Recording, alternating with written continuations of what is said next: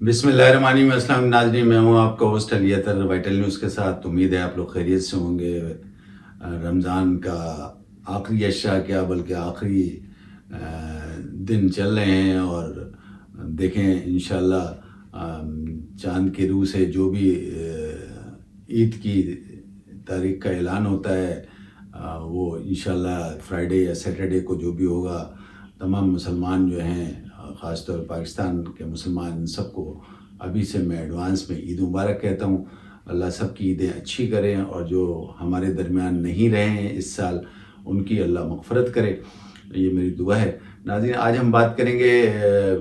جو عدالت کی اور کابینہ کی یعنی پارلیمنٹ کی جو لڑائی چل رہی ہے، اور جس کے سلسلے میں انتخابات کا جو شیڈیول ہے وہ ابھی تک جو ہے، جو حکم نامہ جاری ہوا ہے سپریم کورٹ کے حساب سے 14 مئی کا، وہ ابھی تک نظر نہیں آ رہا کہ وہ اس پہ جو ہے وہ کچھ عمل درآمد ہوگا۔ کل کے ایک بیان میں جو ہمارے وزیر دفاع صاحب ہیں خواجہ عاصف صاحب، انہوں نے کہا ہے کہ عسکری حکام نے سپریم کورٹ کے لوگوں سے ملاقات کی ہے، اور ان کے چیمبر میں ہی ملاقات کی ہے، اور ابھی بھی وزارت دفاع اور الیکشن کمیشن کا یہی موقف ہے کہ الیکشن جو ہیں وہ ایک ہی وقت میں سب ہونے چاہیے، کیونکہ ایک وقت میں اگر نہیں ہوئے اور مرحلہ وار ہوئے تو اس سے انارکی پھیلے گی۔ ان کا یہ کہنا ہے کہ اس وقت جو ہے حالات ایسے نہیں ہیں کہ ایک وقت میں الیکشن کرائے جائیں اور اس سے انارکی پھیلے گی۔ ناظرین، خواجہ آصف صاحب نے اس بات پہ زور دیا ہے کہ یہ اگر پنجاب میں پہلے انتخابات ہو گئے تو یہ عام انتخابات پہ اثر انداز ہوں گے، اور اس سلسلے میں وزارت دفاع نے سپریم کورٹ میں ایک درخواست جمع کرائی، جس کی روح سے انہوں نے یہ استدعا کی ہے اس درخواست میں کہ سپریم کورٹ جو ہے اپنا حکم نامہ جو ہے وہ 14 مئی کے انتخابات کا واپس لے اور کوئی نئی تاریخ دے۔ ناظرین، اس سلسلے میں پی ٹی آئی کے چیئرمین عمران خان صاحب کا بھی موقف سامنے آیا ہے۔ انہوں نے کہا ہے کہ یہ جو حکومت جو ہے وہ انتخابات کو ڈیلے کرنے کے لیے جو یہ ہتھ کنڈے استعمال کر رہی ہے غیر آئینی ہیں، اور اس سلسلے میں جو ہے اگر اس قسم کے کوئی اقدامات ان کے فیور میں گئے تو یہ ایک آئین کا ایک مذاق بن جائے گا، اور ایک یہ نئی روایت قائم ہوگی جو کہ کسی طریقے سے بھی ملک کے لیے اچھا نہیں ہے۔ ناظرین، یہ تو بات اس میں کوئی شک نہیں ہے کہ عمران خان صاحب کی کہ انہوں نے اس قسم کا جو اسٹیٹمنٹ دیا ہے یہ بالکل صحیح ہے۔ جو سپریم کورٹ ہے وہ آخری ہماری عدالت ہے، اور اس پہ جو بھی فیصلہ آتا ہے یا حکم نامہ جاری ہوتا ہے، اس میں جو ہے یہ فرض ہے ہر انسان کا، ہر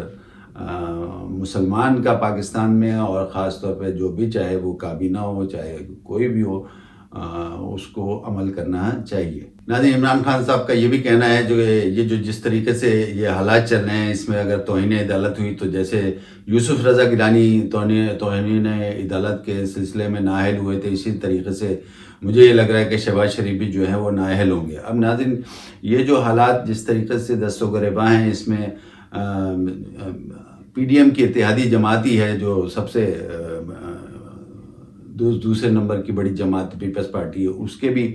چیئرمین بلاول بھٹو زرداری صاحب نے بھی اس بات کا اشارہ کیا ہے اور زور دیا ہے کہ یہ مذاکرات ہونے چاہیے، مذاکرات ہی ایک واحد حل ہے کہ جس کے سلسلے میں جو ہے بحرانی کیفیت سے ہم نمٹا جا سکتا ہے۔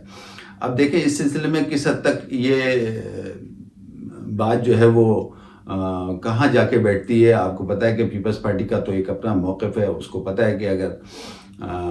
یہ الیکشن ہوتے ہیں، چاہے جنرل الیکشن ہو، اور جب جنرل الیکشن ہوں گے تو اس میں تو آپ کو پتہ ہے کہ پیپلز پارٹی سندھ میں تو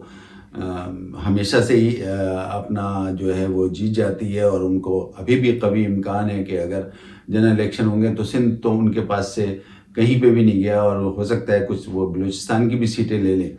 لیکن اب سب سے بڑا مسئلہ جو ہے پنجاب اور کے پی کے کا ہے، اور پنجاب اور کے پی کے میں الیکشن نہیں ہو رہے ہیں، اور جو یہ چپقلش چل رہی ہے اس میں تو ابھی تک تو یہی نظر آ رہا ہے حکمراں جماعت کہ ان کی ابھی اتنی کوئی شہرت نہیں ہے، اور اس وقت جو ہے پی ٹی آئی کے جتنے ووٹرز اور سپورٹرز ہیں وہ بڑی بھاری تعداد میں ہیں، اور پی ٹی آئی کو اس وقت قوی امید ہے، اور لگ بھی ایسے ہی رہا ہے کہ اگر پنجاب اور کے پی کے میں الیکشن ہو گئے تو صاف ظاہر ہے کہ پی ٹی آئی جیت جائے گی، اور اس وقت جو ہے وہ پی ڈی ایم کے کی جو جماعت ہے نون لیگ، جس کی حکومت ہے یا جس کے آپ کہہ سکتے ہیں کہ وزیر اعظم ہیں، ان کی اتنی شہرت نہیں ہے، اور اسی وجہ سے لگتا یہی ہے کہ جو ہے پی ڈی ایم جو ہے خاص طور پہ نون لیگ جو ہے وہ اس الیکشن کو، ارلی الیکشن کو کرانے میں دلچسپی نہیں رکھتی، اور وہ بہانے ڈھونڈ رہی ہے کہ یہ جو ہے الیکشن کسی طریقے سے جو ہے وہ لیٹ ہوں۔ کل ایک اور بیان وزیر داخلہ نصر اللہ خان کا بھی آیا ہے کہ وہ انہی نے جو ہے یہ بات کہی ہے کہ الیکشن 14 مئی کو تو ہوتے بالکل بھی نظر نہیں آ رہے ہیں، ہاں اسی سال ہوں گے الیکشن، اور وہ جنرل الیکشن ایک ساتھ ہی ہوں گے، یہ انہی نے کہا ہے۔ لیکن ناظرین ابھی تو تک تو کچھ ایسا اندازہ نہیں ہو رہا ہے، اور نہ ابھی کوئی اسٹیٹمنٹ آیا ہے سپریم کورٹ کا، کیونکہ ابھی 14 مئی تو ابھی آئی نہیں ہے۔ اب اس سے پہلے کیا اسٹیٹمنٹ آتا ہے اس میں دیکھتے ہیں۔ ایک اور بات سامنے نظر آئی ہے، آپ کو پتہ ہے کہ جماعت اسلامی کے امیر سراج الحق صاحب نے بھی اب ایک یہ بیڑا اٹھایا ہے کہ مذاکرات کا سلسلہ شروع ہونا چاہیے، ڈائلاگ شروع ہونا چاہیے، اور اس سلسلے میں انہوں نے عمران خان صاحب سے ایک ملاقات کی ہے، اور اس کے علاوہ دوسرے اسٹیک ہولڈر سے بھی ملاقات کی ہے۔ تو دیکھیں اس کے کیا مضمرات سامنے آتے ہیں، آیا یہ ملاقات ہوتی ہے اور اس کے کیا نتائج نکلتے ہیں۔ آپ کو پتہ ہے ناظرین، اس وقت جو ہے وہ عدالت اور کابینہ یا پارلیمنٹ آمنے سامنے، اب اگر بات یہ ہو رہی ہے کہ جیسے یوسف رضا گیلانی صاحب جو ہے وہ نااہل ہوئے تھے، اور اسی طریقے سے شہباز شریف بھی نااہل ہوئے ہوں گے، تو ابھی تو خالی شہباز شریف ہی سامنے نہیں ہے عدالت کے، پوری کابینہ ہی، پوری پارلیمنٹ ہی سامنے ہے۔ تو اگر فرض کریں یہ سوچا جائے کہ اگر کوئی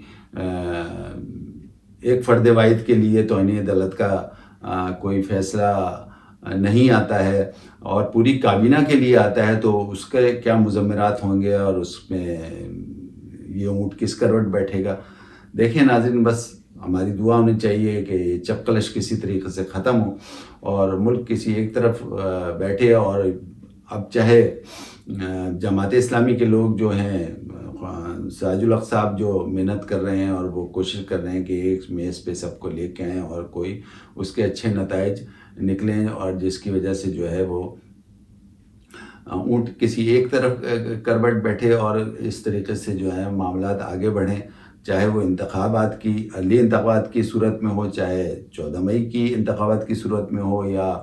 آگے بھی اگر بڑھتے ہیں، لیکن فریقین اس پہ راضی ہوں، اور اس پہ دیکھیں پھر اب عدالت کا اگلا کیا فیصلہ آتا ہے۔ ہماری دعا ہونے چاہیے، ہوتی ہے ہمیشہ دعا، کہ کسی بھی طریقے سے جو ہے نا معاملات ایک طرف ہوں، اور جو ہے وہ ملک جو ہے آئینی حساب سے اور قانونی حساب سے آگے بڑھتا رہے۔ ناظرین، اس وقت کے لیے اتنا کافی، اپنے گرد و نواح کا خیال رکھیں، مجھے اجازت دیں، اللہ حافظ۔